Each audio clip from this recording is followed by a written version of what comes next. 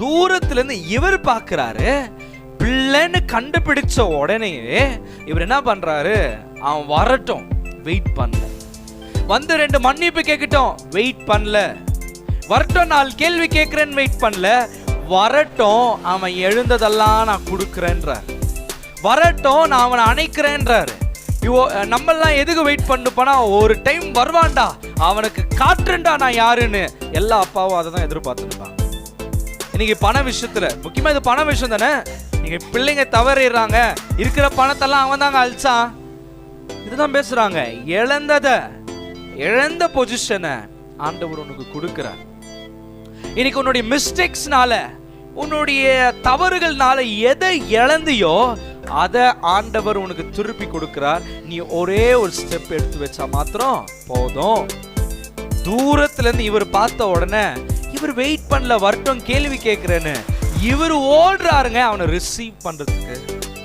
ஓடி போறது மாத்திரம் இல்லாம அவன் பேசுறதுக்கு முன்னாடியே கட்டி பிடிச்சி, எந்த கப்பு வாசனையில பல்லு வெளுக்காம எத்தனை நாள் இருந்தான் தெரியல, எத்தனை நாள் அவன் மூஞ்சி கழுவினான்னு தெரியல. பண்ணிக்கிட்ட வேலை செஞ்சதுனால யூதருங்க பண்ணியை சேர்க்கவே மாட்டாங்க.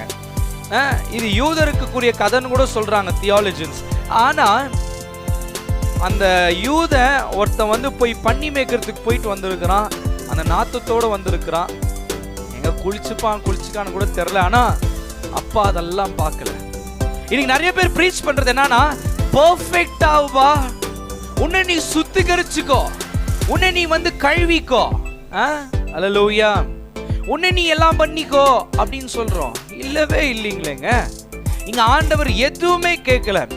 அவன் இன்பெர்ஃபெக்ட்டா இருக்கும் போது ஆண்டவர் அவனை கட்டி பிடிச்சு முத்தம் கொடுத்தாருன்னு தான் பைபிள் சொல்லுது.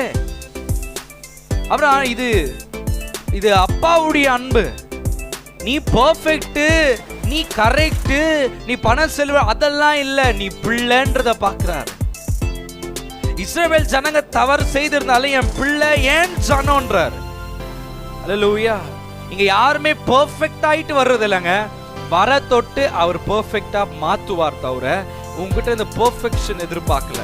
நிறைய பேர் இதை பாக்குறங்க, நீங்க நினைக்கலாம் குடியை விட்டுறேன், ஃபர்ஸ்ட் ட்ரக் அடிக்ட்ஸை விட்டுறேன், இந்த பாவங்களெல்லாம் விட்டுட்டு பிறகு தான் சர்ச்சுக்கு வர முடியும். இல்ல, நீ வந்தா எல்லாத்தையும் விட முடியும். அந்த பலனையும் அந்த கிருபையும் ஆண்டவர் உனக்கு கொடுப்பார். உன்னால உன்னுடைய பழக்க வழக்கத்தை, உன்னுடைய அடிக்ஷனை பிரேக் பண்ணிக்க முடியாது. நீ எவ்வளவு கெட்டவனா இருந்தாலும் உன்னை அணைக்கவும் உன்னை முத்து கொடுக்கவும் ஆண்டவர் ரெடியா இருக்கிறார்.